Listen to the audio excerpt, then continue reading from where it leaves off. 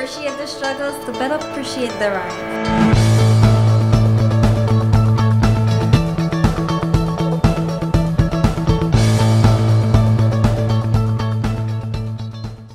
Appreciate the struggles to better appreciate the rise. Thanks for joining me today. This is Motivation with Anya. On this segment, we're talking about endometriosis and PCOS is real. And joining me today is a beautiful young lady who has endometriosis and is willing to share her story with us. Endometriosis is a chronic illness found in women that is life-changing for some of us. Please join me in welcoming Robin Fevrier. Okay, thank you for having me. No problem. Okay, Robin, so you said you have endometriosis. Yes. Okay, so for how long have you been suffering with endometriosis? Well, I was diagnosed when I was 20 years old. However, I've been experiencing symptoms from the age of 12. 12? Yes. Wow. So I got my first period at 12 years old. And in the beginning, I figured it was a normal period. By the time I turned age 13, I started getting mild cramps. And by 15, I had excruciating pain. But I've always been able to manage it. You know, I would take painkillers. But after taking so many painkillers, you know, your body gets used to it. Yes. So by the time I was 20, what happened to me is that I was eating and then I realized I kept feeling full. And that was strange. Back then, you know, I was in my prime, you know, a flat stomach. So I'm like, what's going on? And then I decided to go to the doctor. Then I found out I had an ovarian cyst. It was actually the size of a grapefruit. It was really big, so I had to have emergency surgery. And that was when I was diagnosed. Wow. So all this time I was suffering, I had no idea. So that's from 12 years to 20 years. Yes. Now, you know what's so sad? They have other young girls out there with endometriosis or PCOS. They're suffering. And what I don't like to hear is, oh, you just have pain for yes. period. Normal cramps. Yes. To me, a cycle is not supposed to be painful. So the mere fact that you were already feeling the pain, that was already a red flag. Right. Yes. But what's it like living with endometriosis? I mean, you just finished school, am I correct? You yes. said you studied what exactly? I studied international relations. I studied in Taiwan. Okay, so yes. what was it like having this chronic illness and going to school? You were at school full-time on the school? Yes. Yeah, so doing full-time school. Okay, so basically when I arrived in Taiwan 7 years ago, you know, back then I was 21, I was able to manage the pain. But I realized what happened is that before I would experience symptoms only during my period.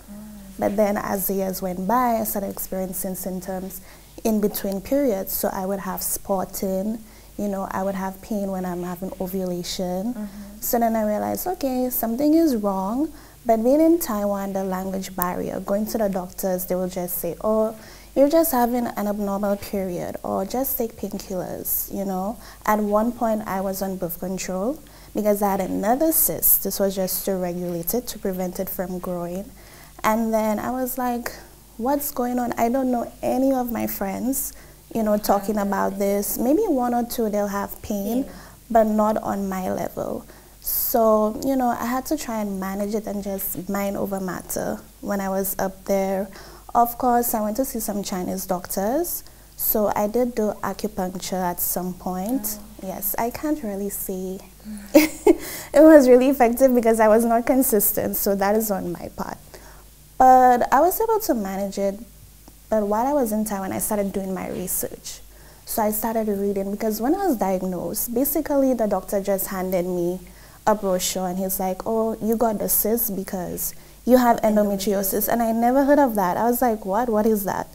So that's another thing I don't like about doctors is that, you know, for them, it's women, we have it. I share that. Yes. For them, we have it, but for us, it's life-changing. It's life-changing. Because they don't talk about the effects. They don't talk about how it's going to change our bodies.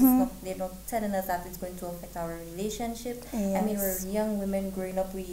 Growing up as a child, we think of our family, we think of our dolls, we want our kids one day, and they're not telling us that there's a possibility we may not have children. Some go as far as telling you, by the time you reach 30, you will not have children. Yes. Others tell you can't have at all. Some people now tell you after a child, it will be done. It will be done, yes. I'm a living proof that is not true. Trust me. After a little boy, it came back, and it came back worse on me. But you said you were on birth control. Yes. How was it being on birth control? On birth control, well, when I have my periods, I didn't really have much pain. But as you know, when you're on the pill, you don't necessarily have a period. That's not actually a period you're experiencing. So in the long term, you will have effects when you get off the pill, and this is what I did not want for myself. So I was only on the pill for 1 year, and after that, I tried to manage it, taking painkillers. Like I would take about, 600 milligrams of ibuprofen in 1 day. And I would have pain like 2-3 days before the period gets there. So it's like I always know I don't even need a tracker. As well is for some women they experience pain a week before they cycle, and the week of the cycle, they, because of the heavy bleeding and all that, that's something that's gonna weigh them down. Yes. But it's before and after the period, that's when you get the most pain. That's for some women. Others experience it differently. I remember there was a point in time in my life I would experience it during my cycle only. So before my cycle, that was like me also when I was younger. Now after I had my son, I realized it. For me, it's not necessarily the pain. There comes a point in time, 2 weeks before my cycle starts, I realize I'm depressed. I'm ready to cry. Anything is going to just put me down. 2 days before my cycle now, I'm angry. And anything that comes my way, but that's just different. Yes, it's different. So for some women, like I said, they would experience the pain 2 weeks, not 2 weeks, the week before the cycle and after the cycle. But no matter what it is, I think once a doctor says, because you know you have to go through the whole surgery for them to diagnose the endometriosis. So you find a lot of women don't even know they have endometriosis or PCOS because some of us cannot afford to have the surgery. Some of us can afford to, but we don't want to think about going under the knife. For me, when they said it had to go through my navel, my doctor's a really nice doctor. She's like, do you want a navel ring? I'm at 12 years old. I'm like, yes, put that on for me. And it's just how your doctor comes across. And for me, that's what it was especially. A lot of women should go ahead and speak with their doctors. I don't know how you can persuade someone to go under the knife, but to me as a woman, once you feeling the pain during your menstrual cycle, something is wrong. A period is not supposed to be. It's not supposed to be painful. And that's the thing with our society. It's like we're conditioned as women. We're supposed to be able to adapt. This is part of being a woman, having your period. It's not a big deal. That's what they make you feel. Even with my family, I would say overall they've been supportive. But before I was diagnosed, it's like I would just hear they say, oh, it's your period, you'll be okay. Like other people have pain, you'll get over it. And I never did get over it. So it was a relief for me to be diagnosed. But then after being diagnosed, there comes the thoughts, like you said, will I be able to have kids? How will this affect my career? And in Taiwan, like I said, I was able to manage it. But for me, unlike you, I don't really get angry or upset. I will just get really quiet. Like when I have my period, just leave me alone. I just want to be by myself. But what I suffer from is chronic fatigue. Like I will be tired. Yes, tired no matter what. And like when you have deadlines for papers, you have presentations, you think you can tell the professor, hey, I'm tired. No, you have to do it. You just have to force yourself to do it. And I remember when I was doing my thesis especially, there was a period where I bled for 60 days, spotting, not heavy bleeding, but spotting. And I went to about 3 hospitals in Taiwan. The same thing. I gave them my history. I'm like, hey, I have endometriosis. And they're like, oh, it's just an abnormal period. And they give me a bunch of things to take. That's not really helping. Was it male or female doctors? 1 female, 2 males. But like I said, it could have been the language barrier. It could have been to that when you go to a doctor, they're not endo specialists, okay? So this is important.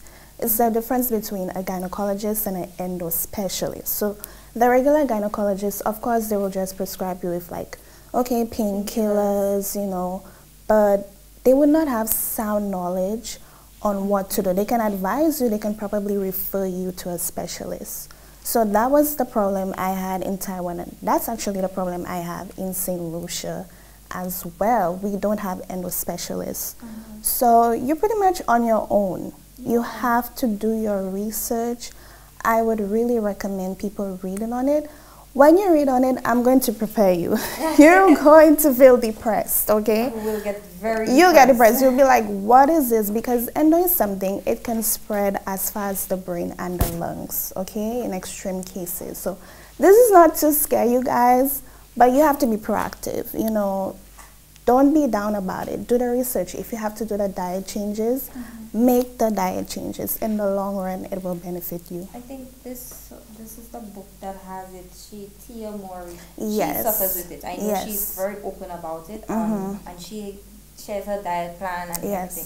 Because with this condition, diet and exercise is extremely important. Very important.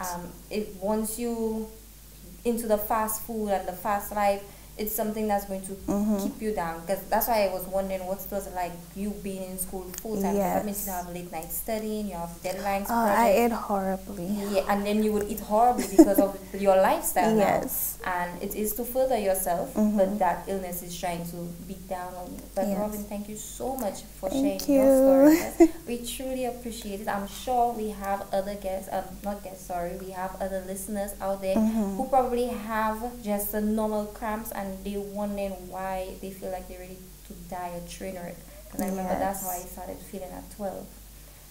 For anyone else who's suffering with cramps or just endometriosis or PCOS, please stay tuned. Up next we have another wonderful individual sharing her story with us. So don't go anywhere. We'll be right back. If you haven't checked out Ram J's Auto Parts yet, what are you waiting for? We stock a wide assortment of older and newer model popular car and SUV parts. Suzuki, Toyota, Mitsubishi, Honda, Nissan, Mini Cooper and lots more. That's not all, Ram J's also stocks truck and heavy equipment parts. And if that won't help you, we also do heavy equipment rental to keep your downtime at a minimal. Ram J's Auto Parts is located Masad Industrial Zone, Grosley. Contact us 450-0495 or 716-1400 or email ramj35@hotmail.com.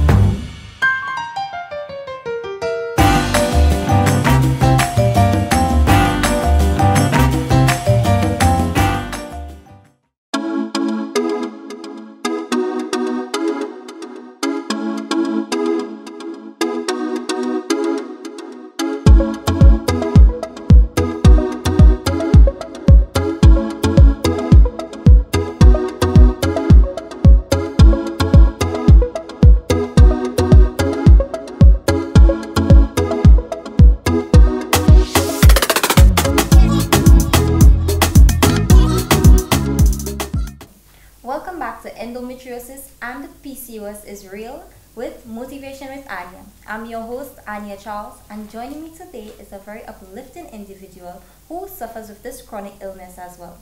We all know I don't like to call it an illness, but it is what it is.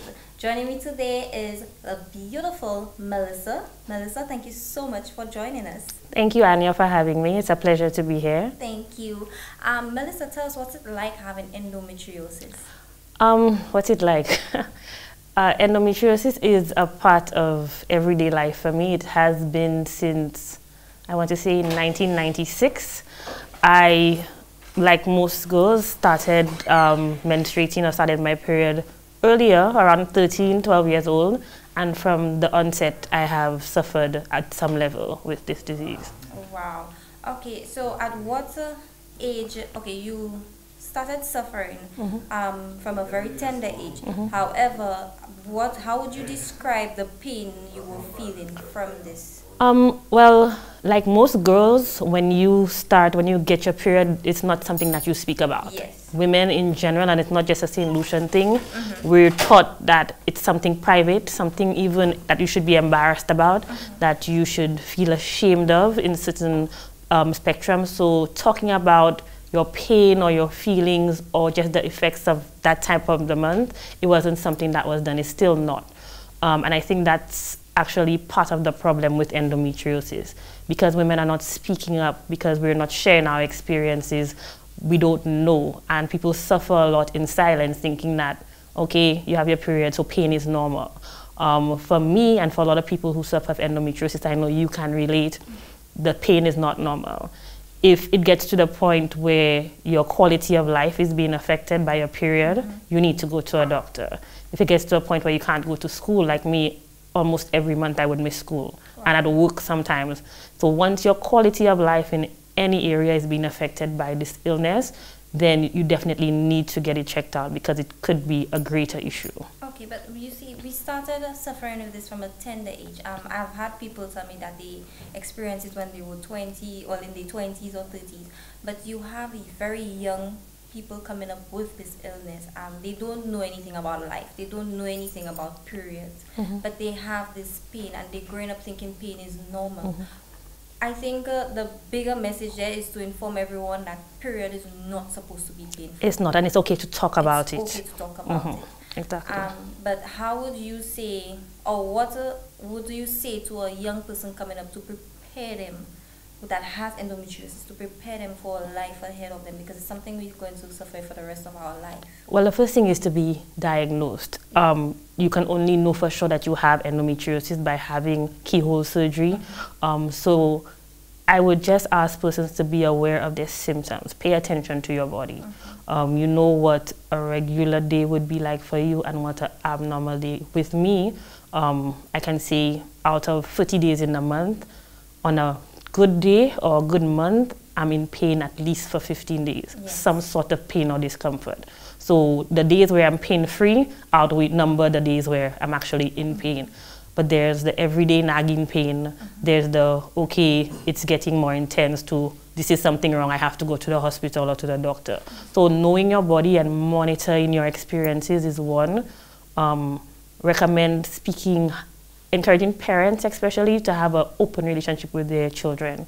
If you're more comfortable speaking to your father, your sister, whoever it is, find somebody who you can confide in. So if you do have a pain or a symptom that it might not even seem like it's related to your cycle. Another misconception and something I had to learn, my pain is not limited to when I have my period. Yes, that's very So true. I had suffered with numbness on my left side for almost 8 years. I went to specialists, I went to every single doctor imaginable, trying to figure out what was causing numbness and almost loss of mobility on my left side. For me, the symptoms never got to the point where it affected my face, so we ruled out a stroke. And again, when you go to the doctor, for my case, when I go to the doctor, they would look at me and say, you're too young, so it can't possibly be a stroke, there's nothing wrong with you. But imagine you getting up every day and your left arm and your left leg is numb. And that went on for quite a while. It was only recently after I was diagnosed, and diagnosis is such a big improvement for me. I know you don't like to call it an illness, but for me, not knowing what it was for almost 12 years and giving it a name, I'm so happy I say that to everybody. I have endometriosis. I can share that because prior to that, there was no name for it. There was no explanation for it. And nobody actually even, there was a lot of times the doctors would tell me, it's in your mind. I've had people tell me, and doctors, it's in your mind, you're making yourself sick. It's psychological, because medically every test that they ran, everything that they did, they could not figure out what was wrong. Once I was misdiagnosed with hypothyroidism, so this was my thyroids, had that checked several times, it's not what it was. We checked for so many other things. STDs, STIs, because at this point you're just trying to figure out what. You have to rule out everything. So it got to the point where I was like a professional. I have a file. I can tell you how many tests I did, what tests I did, how the last time I checked my thyroids, my kidneys. It got to the point where I just had to be on top of whatever's happening, because if I end up in the emergency room, I know the questions that they're going to ask. So before you tell me, go pay for this test again, I can tell you, well, I did it 6 months ago, the last time I was here, we can rule that out. So I had to keep a journal and be on top of what my experiences are and learn my symptoms.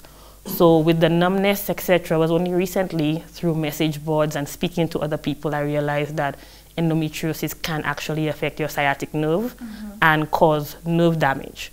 Now, for me, 10 years ago, if it was discovered, maybe there would have been an opportunity to prevent it. But now I have nerve damage based from the endometriosis. So at certain points, I do suffer from the numbness, and it's going to just get progressively worse as it evolves, because the more periods you have, then obviously the more chance for the endometriosis to spread and to develop.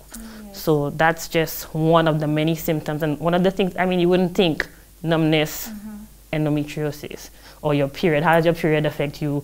Not walking, or exactly that the correlation was never there. So the disease is a lot more all-encompassing. It's a lot more detailed than people think. So it's important for even just having the dialogue and sharing that, so people can at least understand what we're going through. Yeah, you see, with endometriosis, people just believe, well, okay, period talk, stuff like that. It is so much more.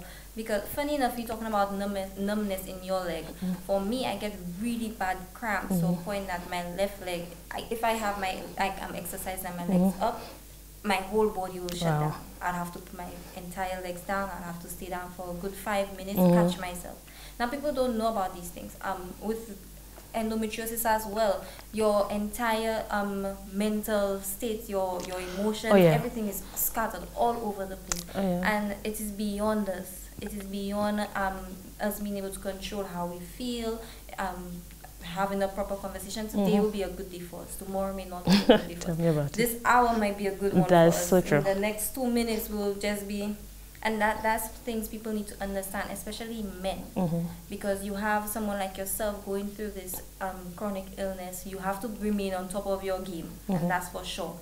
Imagine you now having your partner and your partner not understanding that. Of course. That's going to be another set of, another drain for you. Like how everybody, to do it. Everybody, I mean, with relationships, it's important to put that out there, because it does affect you. Not even romantic relationships, just your friendships, because there are times when, a lot of times socially, I will not be able, or I would say, make plans with my friends, and I have to cancel.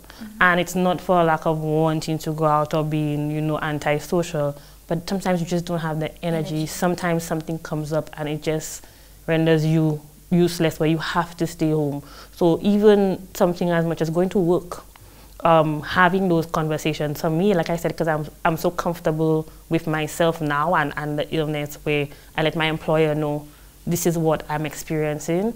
There will be days, so I remember one set of medication I was on, because I suffered with insomnia for the latter part of 10 years, to the point where I would get only 2 hours of sleep at most. So imagine now you have to go to work and be all perky after already. I'm not a morning person. I'm in pain half of the time, but now I'm not sleeping. So with the medication I got to help me sleep, waking up, I felt like a zombie until about 10 o'clock, because now the medication has to phase itself out. So there was a period where I just could not function before a certain time. So I had to speak to my employer and be like, okay, I will be coming to work late, on occasion, because I just can't move any faster. I don't have the energy, and I need you to work with me. So if it means staying a little bit later after the fact, I don't mind giving in the hours, but this is what I need to do to manage my illness. So being frank and understanding that just because you have an illness, it doesn't define you or define your productivity. There are a lot of people I know in St. Lucia, through me just speaking about my experiences, during Endometriosis Awareness Month in March. There's a lot of online campaigns and challenges where people just get to share their information. And just by me going on Instagram and Facebook and posting about my experiences, so many persons have reached out who told me that they've been diagnosed, and that's just here in St. Lucia. The statistic is 1 in 10 women have endometriosis. So if you can count 10 women that you know, one of these 10 people will be suffering endometriosis. And a lot of my counterparts who have identified themselves as being persons with the illness are professional, women with children and families and high-profile jobs. So we still have to go out and do what we have to do. But it's just making sure that people are around you, for the most part. If you're like me and you're not the best at handling your moods, you need to just be like, okay, today's a bad day. I will have good days and bad days. Today is a bad day. So please excuse me if I may be a little bit harsh today or I'm not talkative. And then in the next 5 minutes, I might be bubbly and perky because I get a boost of energy, but who knows how long that will last. So for us, managing it and managing obviously our relationships, but also for the people around us, just managing the expectations, because letting them know what it is that we're dealing with.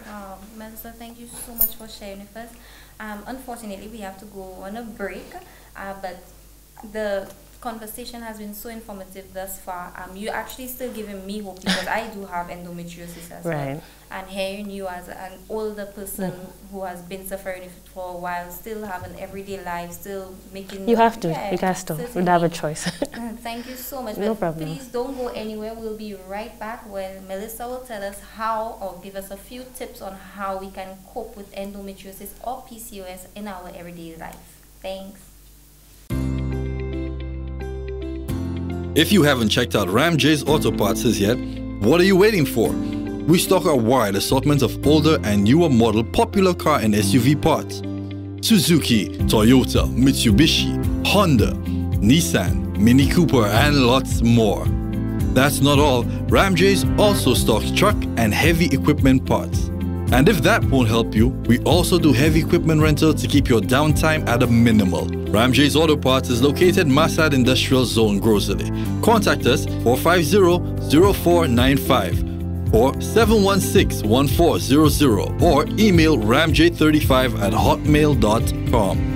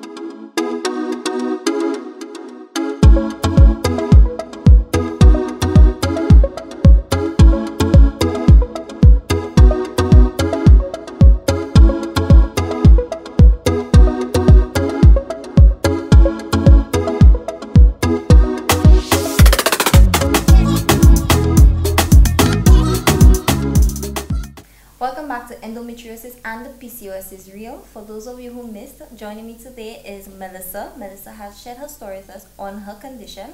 Right now we're going to go into some of the treatments that she had and some tips for those of us who are still suffering and we don't know how to cope with it on our everyday life. Thank you so much. A while ago, Melissa, you were very informative, but if you don't mind, can you please share with us some of the treatments that you have gone through? Okay. Well, as you know, there's no cure for endometriosis, so everything is by the way. We try until you find something that works. Because my illness has spanned, I was diagnosed in 2009, so this year will be 10 years since my diagnosis.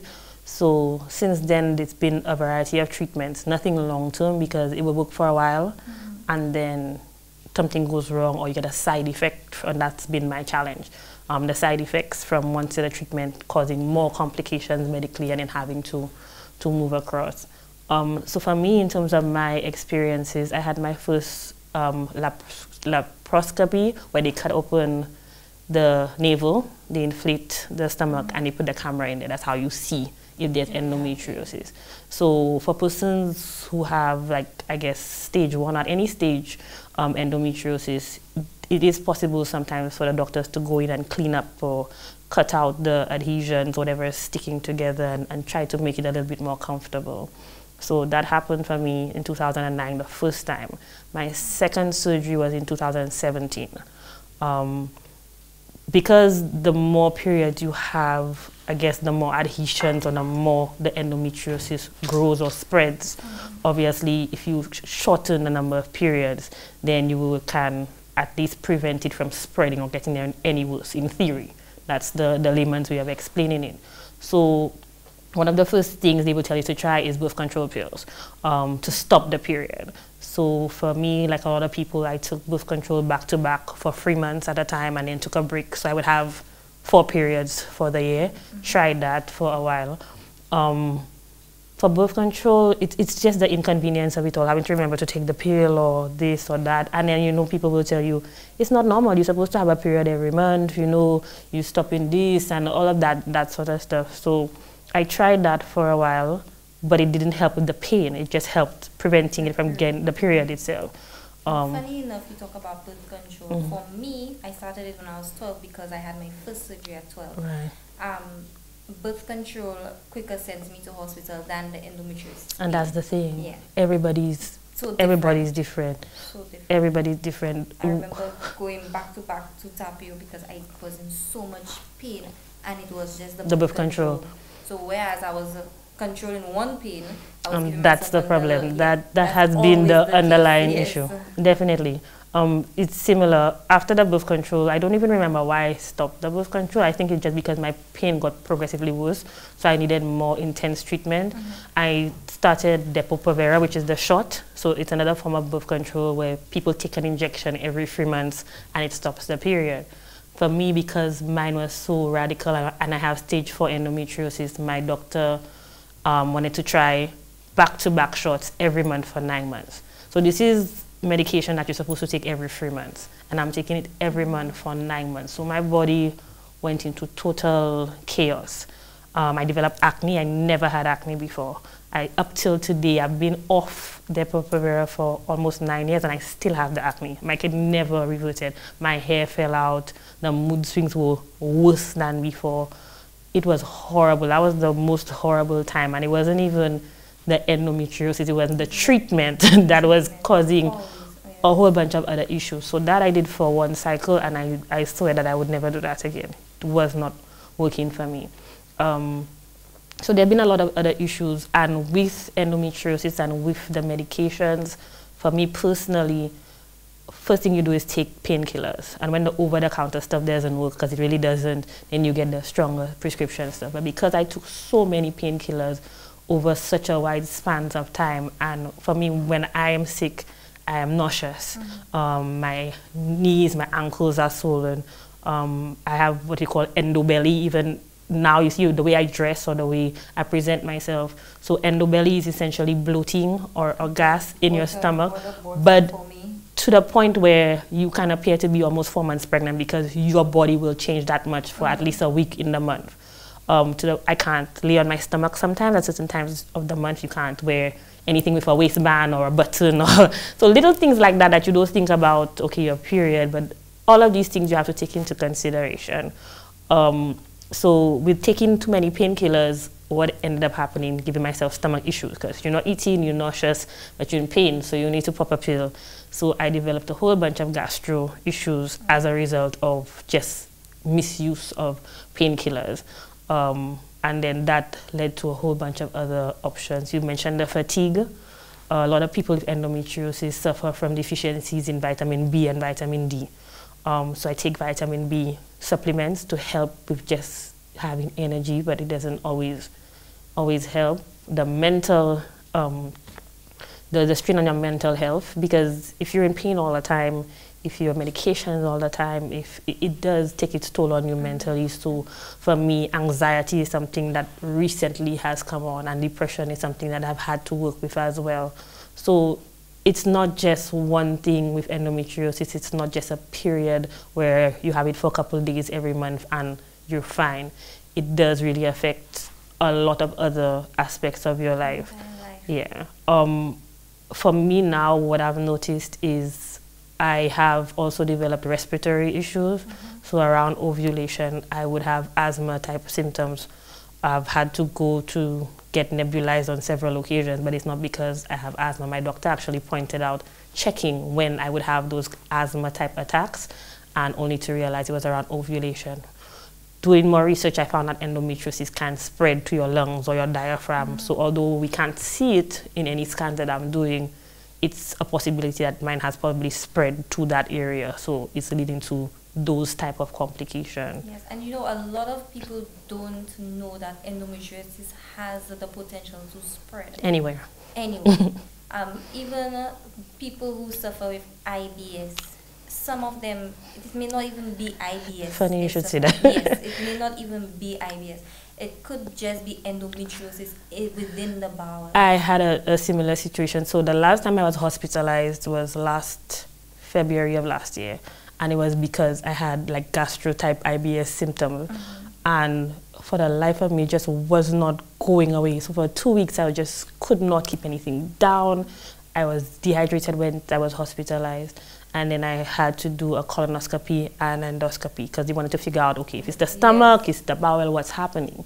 But because, again, I know my symptoms have been diagnosed, I was able to let the doctor, who's never seen me before, I said to him, I have endometriosis, and if we're going to do the colonoscopy, can you, while you're there, I mean, check. Look, you're already there. I'm already paying you, you know? But don't just look for IBS or inflammation. Look to see, because it could just be my endometriosis that is spread to my bowel.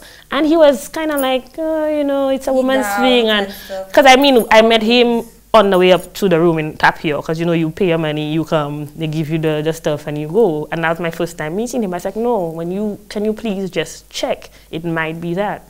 So after the surgery, and I came to after the anesthesia and everything, and when I went to speak with him, he said, yeah, I was right. He did find a mass, and he was able to identify, because I had already put that in his head. As much as he wasn't paying attention to me, I guess it stuck, because he was able to identify that there was some kind of deposits or growths in that area, and that was leading to some of the complications that I have. When you educate yourself, especially and that's on your important. body, that's you will important. know, because I remember when I was 10 or 11, I remember saying my ovaries hurt, and just saying that my ovaries hurt, and I'm going to the doctor. But how do you know it's and your you ovary? know, I know it's my ovaries. and you know, I'm young, but the pain I'm feeling is right here, and you know, there, so I know it's my ovaries. For me, I feel like a lot of young people need to educate themselves on their body. A lot of men, they come out there, they meet us, but you need to understand our body as a woman, what we go through. And even the doctors. Oh, that's my biggest pet peeve. I don't kind expect of somebody on the street to understand what I'm going through. But at least someone in the But medical if field. I ever go to the emergency room because of something, and I'm telling you, that's what always gets me, because I will tell you what medications I'm on. I come prepared.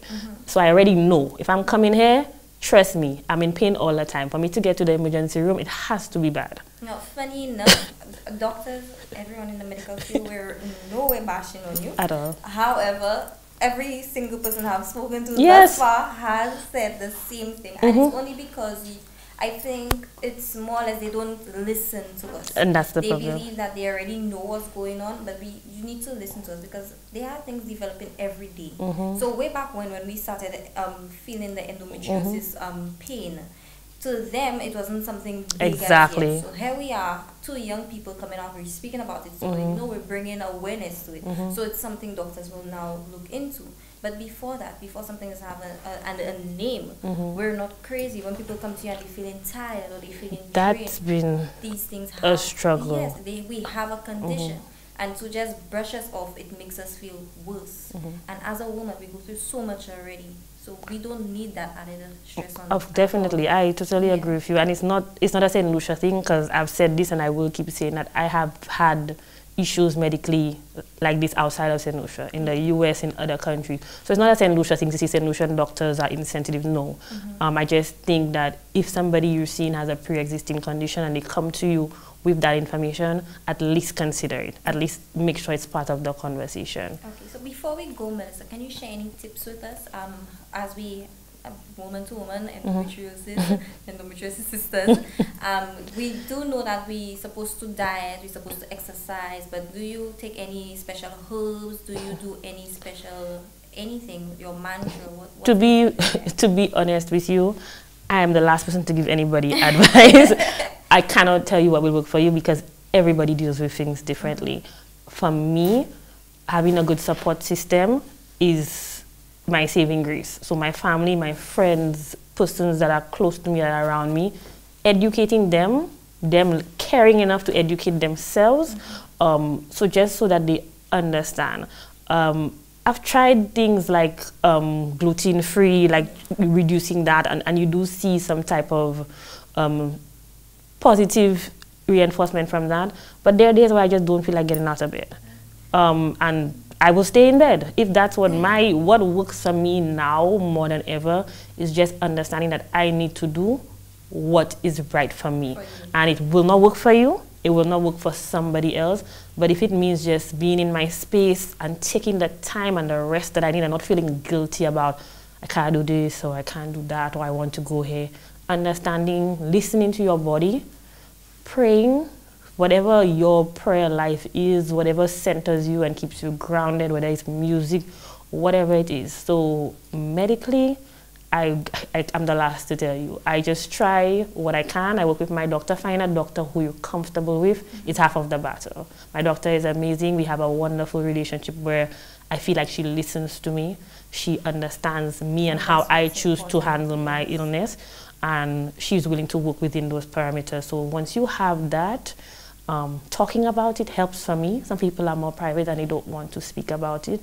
But like I said, you can reach out if you want to talk, if you want to message me. I'm open to listening and to providing whatever support that I can, because I think that the online boards on Facebook, on Instagram, there's so much information now where people are talking and sharing their experiences. So even if you just do a search and you see, if you know someone at work or at home or your child, okay, she always saying she's tired when her period, she's always in pain, that kind of thing, don't brush it off. Have the conversation and see how you can make a difference in your own way. Thank you so much, Melissa. It was Thank you for having me. You on the show. For me, it's a breath of fresh air because every time I speak with someone, I feel like, okay, it's real. Exactly. So I can understand that. I feel better about myself, and I'm certain anyone listening to the show, they probably share the same sentiments as I do. But thank you so much, guys. I do apologize, but I have to go. But please stay tuned. Motivation with Anya. We're talking about endometriosis and PCOS is real. Thank you so much for watching. This has been Motivation with Anya. Remember, the only limitation in life is yourself. Appreciate the struggles to better appreciate the rise.